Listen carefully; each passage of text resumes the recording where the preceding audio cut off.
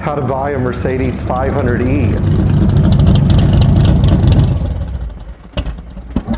Well, here's a hot topic. I've noticed that on the 500e message board, almost every single decent example that goes up is selling, usually when they're priced between $15,000 and $25,000. So what the heck do you do if you want to buy a 500e, which used to be a car that you could buy for around $10,000? Well, you start having to give some cars that you wouldn't ordinarily look at a second chance. So the first way to get a good deal on a 500e is to buy a car that has some miles on it, you know. The M119 engine was actually extremely robust, more robust actually than the M117 engine from a top-end perspective, but also more complicated to repair or service in the long run.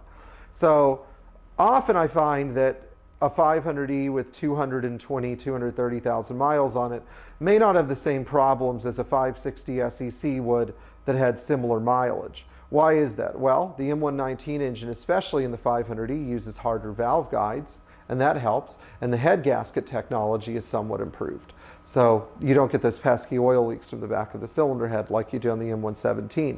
On the downside, changing the timing chain is just awful. And on the other downside, if you have to remove a cylinder head, prepare to spend 3 weeks living in your garage like a hermit and living on food, bread, and water. Living on basic food, bread and water like Soylent or something like that while you're pulling the cylinder head off.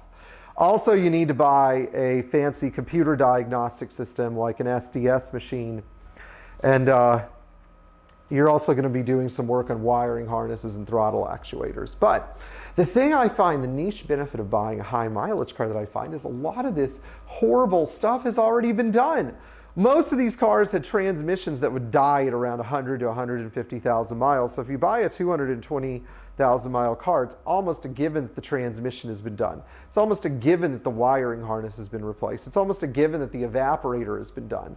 So I'll say while 500Es aren't ever going to be cheap again, unless we have like a world fuel crisis and only a precious few of us have gasoline reserves, I would say that any 500E with 230 or 240 or even 300,000 miles on it that runs and drives well and is cosmetically decent is still a deal at around $10,000.